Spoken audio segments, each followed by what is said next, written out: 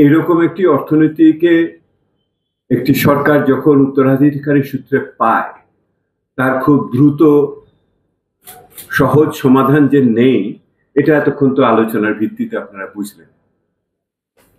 কিন্তু বিষয়টা হলো, এর ভিতরেও যেটুকু করা সম্ভব সেটা আমরা সঠিকভাবে করছি কিনা। 3.5 মাসের ভিতরে সরকার অর্থনীতির ক্ষেত্রে প্রভূত পদক্ষেপের ভিতরে গেছে, আপনারা জানেন। এবং বিশেষ করে আর্থিক খাতের ব্যবস্থাপনার ক্ষেত্রে এই পদক্ষেপগুলো বেশি দৃশ্যমান হয়েছে। ব্যাংকিং খাতের সমস্যা সবচেয়ে কঠিন ছিল, এখনো আছে, সেহেতু ব্যাংকিং খাতের সংস্কারের পত্রের যে সমস্ত তাৎক্ষণিক সমাধান যেগুলি ছিল সেগুলি করার সরকার চেষ্টা করছে। এই যে প্রক্রিয়াগুলো যেগুলি হচ্ছে, এটার একটা বড় উদ্দীপনার জায়গা সৃষ্টি করে, কিন্তু তারপরেও কোথায় যেন উদ্বেগটা কাটছে না। উদ্দীপনা আছে ঠিকই, কিন্তু উদ্বেগটাও আছে। এই একই সাথে যেটা আমরা দেখছি, উদ্বেগের সাথে সাথে বা উদ্দীপনার সাথে সাথে উদ্বেগ বা উদ্বিগ্নতার জায়গাটাই যেন পরিপূর্ণ দূর হচ্ছে না। এখন এটা দূর না হওয়ার কারণটা একটু পরিষ্কার হওয়া দরকার। এটা কি এই জন্য হচ্ছে যে সরকার যে সমস্ত পদক্ষেপ নিচ্ছে সেইটা এখনো যথেষ্ট ফলদায়ক হয়নি, এবং সেই ফলদায়ক হওয়ার জন্য যে ধৈর্যটুকু মানুষের দরকার সেই ধৈর্যতে এখন ঘাটতি আছে। এটা একটা হতে পারে।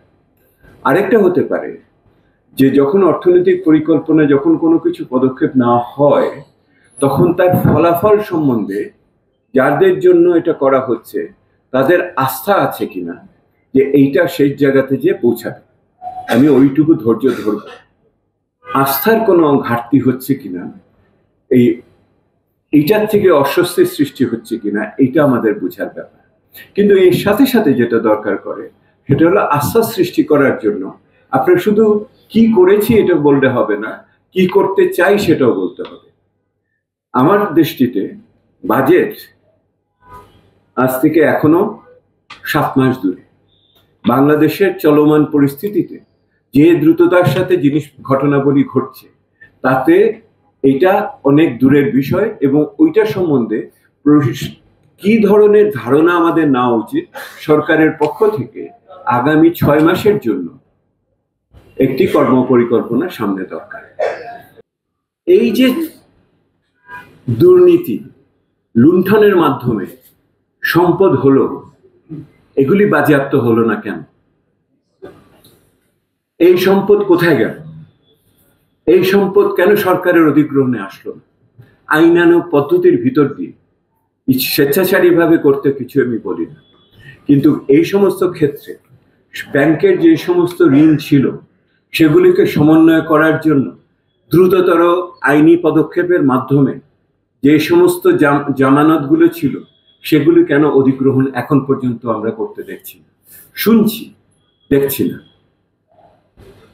এই পদক্ষেপ যদি দৃশ্যমান হয়, আমি নিশ্চিত এটার একটা ইতিবাচক ফল থাকবে কর আহরণের ক্ষেত্রে। কারণ তখন মানুষ কর ঠিকমতো কর দেওয়ার ক্ষেত্রে আরো বেশি ভীত হবে, না হোক উদ্যোগী হবে, এটা আমি মনে করি। সেহেতু দুর্নীতির যে পাহাড় গড়ে উঠেছে, সেই দুর্নীতির পাহাড়ের থেকে যদি আমরা জনগণের সম্পদ ফিরিয়ে না নিতে পারি, তাহলে আর কিসের বিপ্লব হলো? যেহেতু এই পদক্ষেপ, তাহলে তো আর 10টা বছরের মতো সেই একই ঘটনা আমাদের ঘটছে।